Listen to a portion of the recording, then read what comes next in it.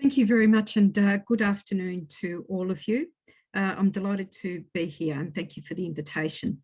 I'd like to begin formally by acknowledging the traditional owners of the land on which I am situated, and that is the land of the Wurundjeri people.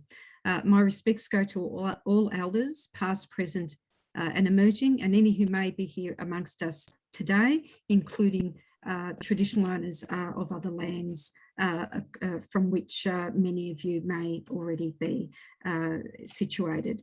I'm absolutely delighted to be able to share the story, if you like, of Victoria's transition in terms of renewable energy. And we've seen Victoria very much establish itself as a leader both nationally and globally in the development of clean energy and increasingly in renewable hydrogen. And that certainly is the next big step development that is trying to be unlocked across the globe. And certainly here in Victoria, we are up for that challenge equally. We've seen the share of renewable energy in Victoria increase from around 10% of our generation mix at the end of 2014 to nearly 30% of our generation mix in the first half of this year. That's a phenomenal jump from where we started. This is due in large part to the depth and maturity of our renewable energy and climate change policies. Certainty, consistency, backed with a very strong vision and ambition for change. Through our nation-leading Climate Change Act, we were one of the first jurisdictions globally and of course in Australia to legislate net zero emissions by 2050. And earlier this year, I was very proud to have released our climate change strategy, which included our target to halve emissions by 2030. This strategy represents a fork in the road for our state, putting forward real ambition, respecting the goals of the Paris Agreement and embracing the opportunities of a low carbon future right across our economy. Our target maintains Victoria's position as the climate leader in Australia. It is well ahead of the targets set by New South Wales and Queensland, and will see Victoria deliver the most rapid reduction in emissions of any major state in the country.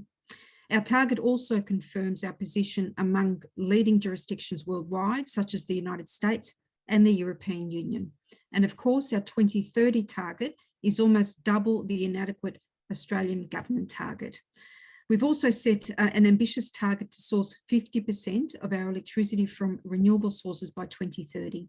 And we've already smashed our target of 25% renewables last year, which was one of our targets.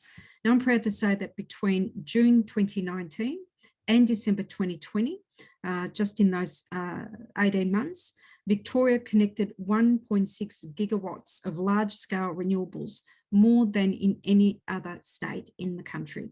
By building so many new renewable projects, we've created an incredible number of jobs, with Victoria now home to more jobs in renewables than any other state. And we're driving the crucial investment needed to achieve our renewable energy targets. I was very pleased to have recently announced a second reverse auction to bring online at least 600 megawatts of new capacity. This is on top of the 928 megawatts supported by the first Victorian Renewable Energy Target auction. This new 600 megawatts of capacity will represent a major milestone in our commitment to power 100% of Victorian government operations with renewable electricity by 2025. We will be the only state jurisdiction, the only jurisdiction in the country to have that commitment and to deliver on that commitment by 2025. So this will include all schools, hospitals, government buildings, Melbourne's entire train and tram network, for example, will all be functioning on 100% clean renewable electricity. So this leadership is not only delivering jobs and cheaper, cleaner energy for Victorians, it's made Victoria into a global destination for clean energy investment and cemented our ongoing position as Australia's leading jurisdiction on climate action. I'd now like to turn my focus to renewable hydrogen, which we expect will play an important role in Victoria's clean energy story. Nationally, we anticipate that the hydrogen sector will create 7,600 jobs and add around $11 billion annually to Australia's economy. And Victoria is at the forefront of seizing that opportunity. Our state's existing competitive advantages include extensive gas networks, a highly skilled workforce, world-class education and research institutions, connected transport networks, and export-ready infrastructure. We've invested $108 million through our Victoria's Energy Innovation Initiative that will support the commercialisation of emerging renewable technologies such as offshore wind and renewable hydrogen. We've also launched 2 specialised grants programs to support businesses in our emerging hydrogen economy. The Renewable Hydrogen Business Ready Fund provides $1 million to assist businesses to transition to renewable hydrogen through business cases or feasibility studies. Separately, the Renewable Hydrogen Commercialisation Pathways Fund provides $6.2 million of grant funding for capital works projects that support the building of hydrogen pilots, trials, and demonstrations. We've also outlined our vision for this thriving sector in our Renewable Hydrogen Industry Development Plan. Through this plan, we will create long-term jobs through new career pathways. We will enable the export of renewable energy. We will drive innovation, and we will build our skills and capacity in renewable hydrogen, and will reduce greenhouse gas emissions across our industrial, energy, and transport sectors. The plan outlines how we will engage with key stakeholders, including working with universities, unions, industry, and the community to accelerate and support the growth of this exciting sector. We're also partnering with clean energy leaders. We are a founding member of the Australian Hydrogen Centre and investing $500,000 in vital studies to look at hydrogen blending. We're also supporting the development of robust production standards, which is an essential part of developing a robust renewable hydrogen sector in Victoria and gaining that really critical social licence and confidence in the community that their technology is safe and that it can play and will play a very important part of our move to a decarbonised energy system. That's why we were proud to be a founding partner in the Smart Energy Council's Zero Carbon Certification Scheme. This will certify that the hydrogen has been made from renewable energy sources and provide an embedded carbon rating. We were the first state to move to this, and we are absolutely proud to be a founding partner. To ensure the building blocks for a thriving renewable hydrogen industry are in place, we've launched the Victorian Hydrogen Technology Clusters Network. In partnership with National Energy Resources Australia, NERA, the Victorian Government is co-funding regional hydrogen technology clusters in Gippsland, Clayton, Greater Geelong, and the Mallee. In fact, these 4 clusters are located around the state, brings Victoria's hydrogen industry together to amplify their impact and connect hydrogen players across our state. They will connect businesses, universities, innovators, local and state government agencies, and communities in developing renewable hydrogen projects. Members will collaborate on critical research, deliver pilot projects in different business settings, and work together to build the supply chains needed for a hydrogen economy. Connecting directly with the national network, the Victorian network will help position our hydrogen economy on an international stage and identify opportunities for cluster members. Underpinning Victoria's journey as a hydrogen powerhouse has been our unprecedented financial support for clean energy. In November last year, I announced a $1.6 billion clean energy package, the biggest clean energy investment of any state government ever. Since then, we've launched our Renewable Energy Zone Development Plan, backed by our $540 million Renewable Energy Zone Fund. This plan will unlock large-scale renewable energy opportunities across all 6 of the state's renewable energy zones. A dedicated new body, VicGrid, is overseeing the development of these zones. We've also developed nation-leading energy efficiency and zero emissions vehicle programs, including $797 million to make Victorian homes more energy efficient and lower power bills, a $100 million fund to make zero emissions vehicles more affordable, build charging infrastructure, and achieve more ZEVs in government and commercial fleets. These investments are vital to future prosperity of our state and to make a real contribution to tackling climate change.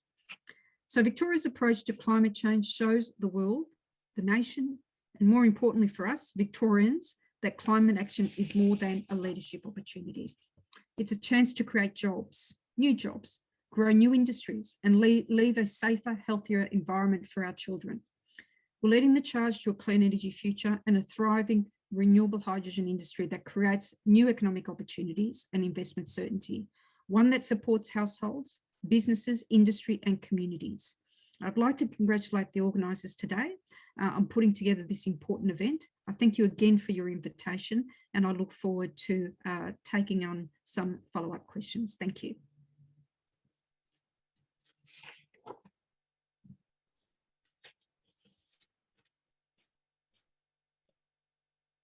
Thank you so much, Minister D'Ambrosio. I really appreciate the time and your talk. It's very informative and inspiring. So Victoria is clearly the most advanced states in terms of low carbon delivery and the supporting state programs. Before we take on some field questions, may you kindly go through with me some of the industry voice in response to your governmental outlines. We have collected some of the questions during the pre-registration.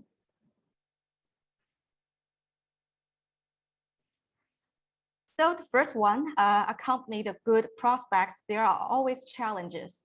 What is the biggest constraint in your mind to fulfill the government ambition towards Victoria's low carbon delivery? Well, thank you for that question. It's always an important question. Let me be really absolutely clear. The targets that we've set for 2030, that is to reduce our emissions by half, is one that we have set for ourselves as a state, and we are delivering a clear plan to be able to get us there. What we can only imagine how much further we could all go as a country if we had a federal government that not only accepted the science of climate change, but accepted their absolute responsibility to show leadership for the country in terms of setting about some strong ambition when it comes to reducing carbon from our country. So certainly there have been many attempts, certainly over a number of years, for the Commonwealth Government to agree on a decision and a pathway to decarbonising our economy here in Australia. Unfortunately, every attempt that has been made has failed, and we've seen too many of those failures. We understand that when the Commonwealth Renewable Energy Target expired in 2020, because the Commonwealth did not want to continue that program, we saw a 60% fall in renewables investment across 2019. That is not a recipe for change. That is not a recipe that is sustainable. And so our government was very clear in terms of our agenda. So I will continue to engage at a national level. The state will continue to engage at a national level in the hope that we can achieve the ambition that we need and the certainty that we need for a low carbon future. At the same time, though, we will continue to drive the degree of ambition that we have through our own policies and support, financial support, because we know that there is no time to be wasted. Yes, and all of the good ambitions can only be achieved through international collaborations. And I would like to take this opportunity to call for all the international players to engage and bring more investments in Victoria. And the second question goes to the offshore wind. As we see, there are really great momentums toward the offshore wind market as the latest offshore electricity infrastructure bill was introduced into the parliament I think it's around early September. Does Victoria have any further plans on that sector? Well, we have, and in fact, whilst I welcome the Commonwealth Government's introduction of this legislation, they should have brought this in 3 or 4 years ago, because that's when the sector, that's when Victoria started to request the Commonwealth Government to have the architecture available for projects in Commonwealth waters. And this is what this legislation does. Victoria has the best offshore wind energy resource in the country and is in the top 5 regions globally for the best offshore wind resource. And we have been working very carefully and assiduously to help develop up an industry here in Victoria. I've established the Energy Innovation Fund. That's a $108 million fund that aims to support the commercialisation of emerging, innovative and transformational renewable energy technologies in Victoria. And that includes the offshore wind, the wind sector.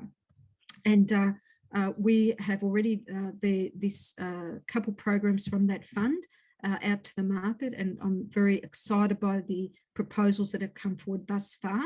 And I know that we'll be making some very big and important announcements in the coming months as the rounds of those funds are available. Importantly, we are also developing up a sector strategy for offshore wind. We will be the only state to do that. And once that is finalised, we plan as a state to engage with relevant communities and industry stakeholders to gather feedback on the key findings of this work. So there is a lot of momentum here in Victoria, and we are absolutely committed to driving the capabilities in Victoria for the development of this sector. And hopefully we'll be able to say more positive things about this in the coming months. Yes, Victoria does not only have abundant offshore wind resources, but you also have a significant amount of deep water ports, which can facilitate the further development of offshore wind supply chain in this region. I believe there are a lot to expect for Victoria's offshore wind development in the coming future. And let's move to the third question, the economics of hydrogen project compared with renewable project to grid. There are a lot of discussions about choosing the right technology to the state. From your opinion, how would you see this kind of questions or this kind of debates? Well, what's really critical here is to understand that these technologies are complementary. It is not one or the other. Now, we know that solar and wind were once emerging technologies, like hydrogen is now. And we've seen, of course, that wind and solar have now become mainstream substitutes, if you like, for fossil fuel electricity generation, as an example, or a way of describing where we are now. Hydrogen is the next big opportunity and technology that we need to understand better, and we need to support to see what role it can play across the market as we journey along the decarbonisation route, if you like. Now, will hydrogen be suitable as a home heating replacement for natural gas, for example? Will it potentially be a replacement for long haul transport, for shipping, as aviation fuel? These are all the critical things that governments need to understand, and to support the ongoing development of hydrogen technology for us to then understand where is its likely home going to be, what is its most use going to be. And that is really critical, and that's why we've been very engaged with many institutes in Victoria to develop up the technologies. We have as I mentioned, the 4 Victorian renewable hydrogen technology clusters. We've also supported Swinburne University's Victorian Hydrogen Hub. We've supported the Deakin University's High Cell Technology Hub, and many others signing up to the Future Energy Export CRC.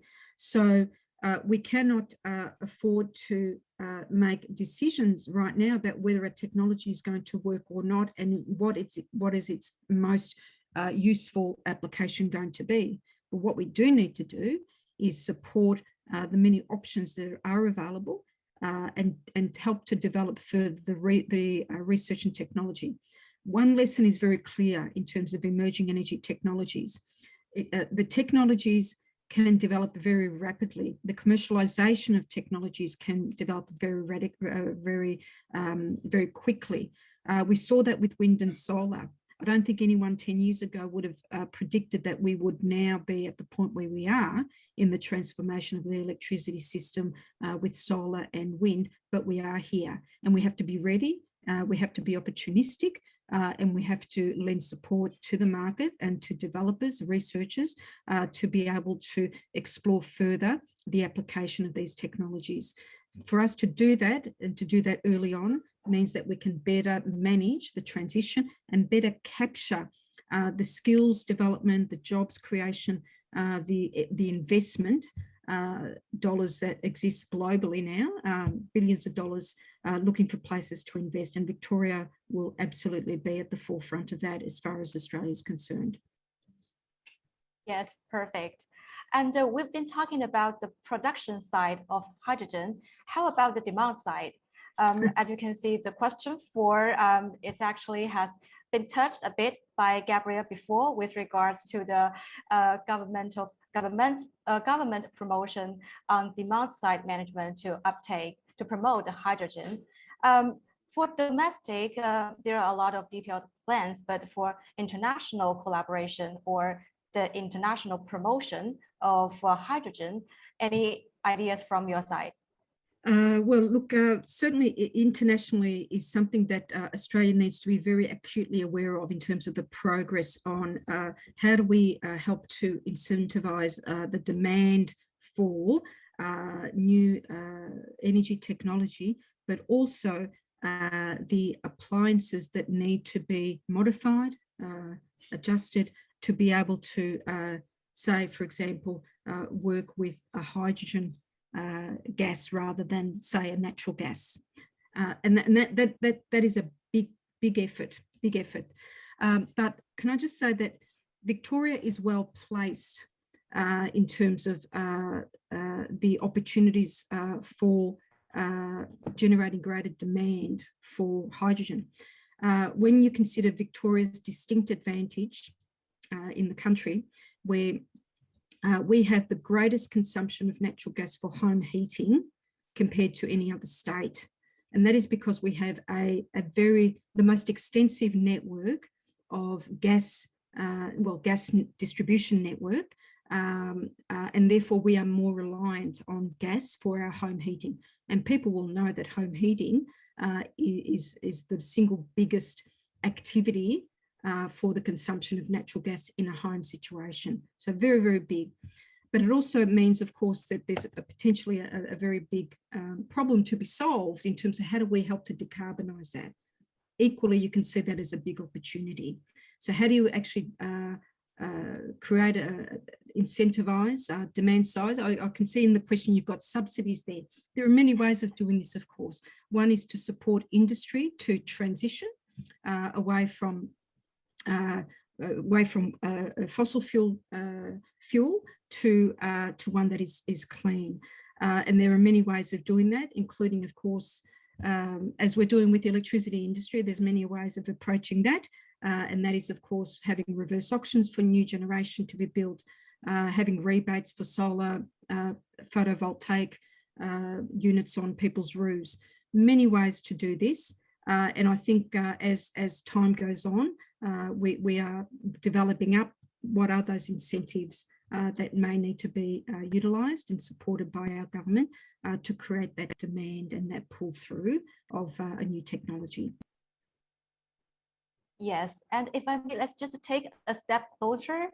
Can we expect some sort of like regulatory regimes or incentive-related programs to be released in the near future? Oh, look, what I will say is that we are undertaking work to develop up a gas substitution roadmap. And when I say gas substitution, I mean natural gas, which is a fossil fuel. And we're working our way through that, to understand better what are the challenges ahead for us to continue on our journey of decarbonising the energy system. what are the opportunities for ZEVs, for hydrogen vehicles, all of those things are a part of that. So naturally, there are a number of considerations within that piece of work that go to issues to do with regulation, that go to issues of other types of incentives. So we're not in a position now to be able to stipulate which course of action or which groups of incentives we will be supporting, but certainly there is significant work that's underway, and that will become more apparent as we get closer to releasing that roadmap once it's complete.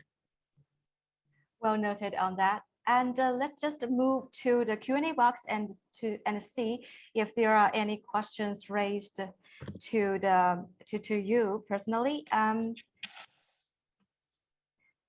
A topic about blue hydrogen in the state of Victoria with regards to blue or green or gray hydrogen.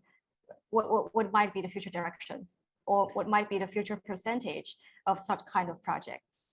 Well, I don't think it would be right for me to try to identify what portion of the market will be blue hydrogen or grey or green or any other colour that we might want to imagine.